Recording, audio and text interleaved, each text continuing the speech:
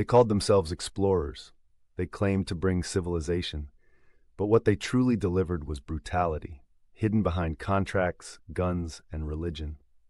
This isn't a story from ancient times. This is the story of how millions of Africans were enslaved, tortured, and exterminated during colonial rule under European empires that wanted land, wealth, and power, but never cared about the people. This is not just about chains. It's about policies, infrastructure, and systems designed to exploit. It's about bodies turned into machines and lives reduced to labor quotas. You might recall we already discussed how the British used divide and rule across Africa in Part 4. Originally, we planned to show the horrors of forced labor earlier, but we realized this needed its own dedicated spotlight. Because what happened in Congo, Angola, Kenya, and Namibia wasn't just colonialism. It was state-sponsored slavery and genocide, hidden behind the false narrative of empire building. Let's begin with what is often considered one of the most horrifying colonial regimes in human history, the Congo Free State, controlled not by the Belgian government, but by King Leopold II personally. Between 1885 and 1908, Leopold claimed he was bringing Christianity and commerce to Central Africa.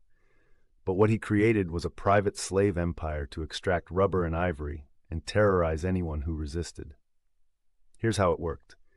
Every village was given a monthly quota to collect wild rubber.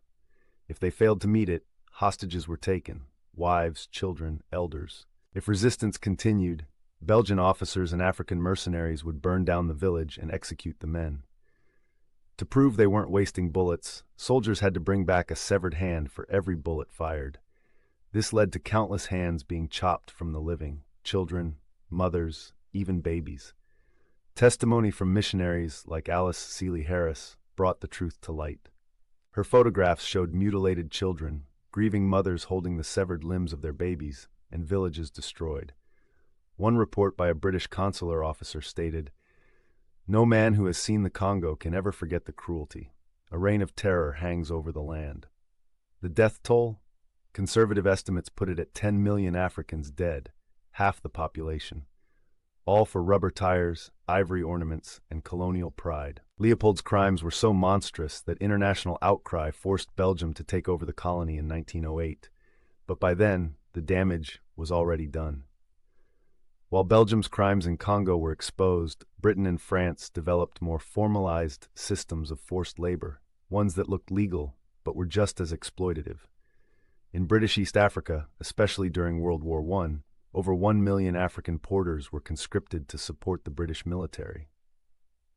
These porters, called carrier corps, carried food, weapons, and supplies through disease-ridden jungles with no medical care, often barefoot and with little food.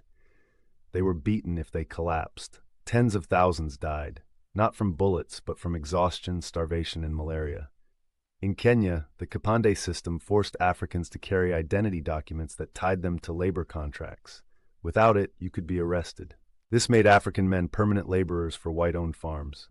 In Ghana, the cocoa industry, one of Britain's most profitable, thrived on a system where African farmers had no power, no voice, and no fair compensation. Their land was controlled, their prices fixed. Resistance met with violence. Now cross over to French West Africa. France implemented the corvée, a system of unpaid mandatory labor for African men. Villages were given quotas. 10 men to build roads, 20 men to dig ditches, 30 to work railways. These men were rounded up, often at gunpoint, and sent hundreds of miles away from home. Many died from exhaustion or beatings. Others simply disappeared. A 1927 French report stated that the African subjects of the French Republic see the corvée as slavery, and they are not wrong. France called it civilizing Africa. But all they civilized were the routes to move stolen goods to European ports. Unlike Britain and France, Portugal never stopped using the word slavery.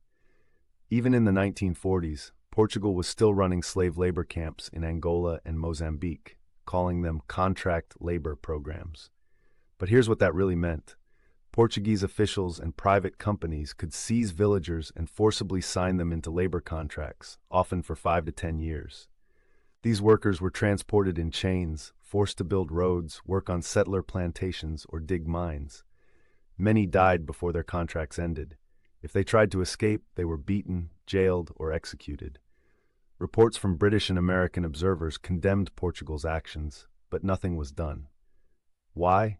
Because Portugal was a European ally, and African lives weren't considered valuable enough to challenge colonial partners. In Angola, even children were enslaved. In some districts, the local population dropped by half in just 15 years due to overwork, famine, and violence.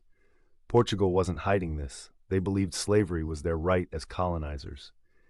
In German Southwest Africa, the events of 1904 to 1908 mark one of the first genocides of the 20th century. The Herero people, facing land theft and forced labor by German settlers, rebelled. In response, Germany sent General Lothar von Trotha, who issued an order of extermination. Every Herero with or without a gun, man or woman, shall be shot. Tens of thousands were chased into the Kalahari Desert, where German forces poisoned water sources and waited for the people to die of thirst. 80% of the Herero people were exterminated. The Nama people rose in protest, and they too were slaughtered, 50% of their population gone. German colonial forces built concentration camps like Shark Island, where prisoners were beaten and raped, used for scientific experiments, and photographed like zoo animals by German anthropologists. Germany later admitted this was genocide in 2021, but even then, they refused to pay proper reparations.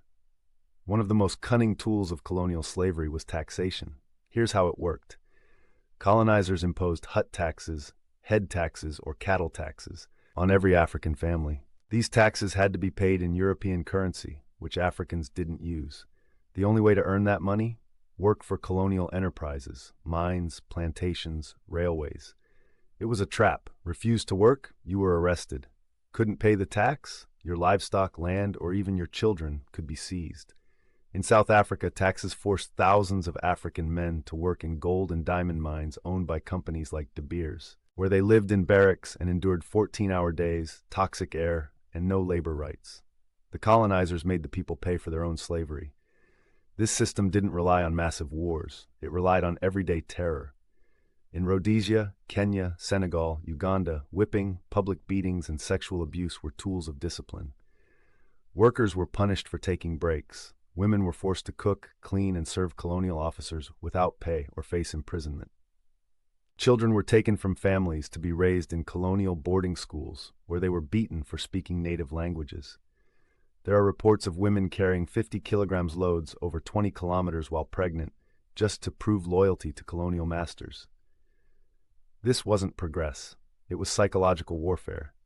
We've been told colonialism ended slavery, but in reality, colonialism reinvented it, under new names, new systems, and new laws. Millions were killed, millions more were psychologically broken, and entire nations were left with scars that still bleed today. Forced labor, sexual slavery, genocide. This wasn't the exception. It was the foundation of empire. If this history shocked you, it should. But don't just feel. Act. Share this video. Talk about these truths in your schools, communities, and countries. Demand that these stories be told, not just in Africa, but across the world. Only by exposing the full horror of colonialism can we begin to heal and build something better. Subscribe, leave your thoughts in the comments, and join us as we continue this journey of truth. But the story doesn't end in pain, because even in the darkest days of slavery and genocide, resistance never died. In Part 8, we'll turn to the movements, leaders, and revolutions that shook colonial empires. From Ghana to Algeria, from Angola to Kenya, Africa rose. It wasn't easy, it wasn't quick, but it was unstoppable. The struggle for independence, 1950s to 70s, how African nations finally fought back. Don't miss it.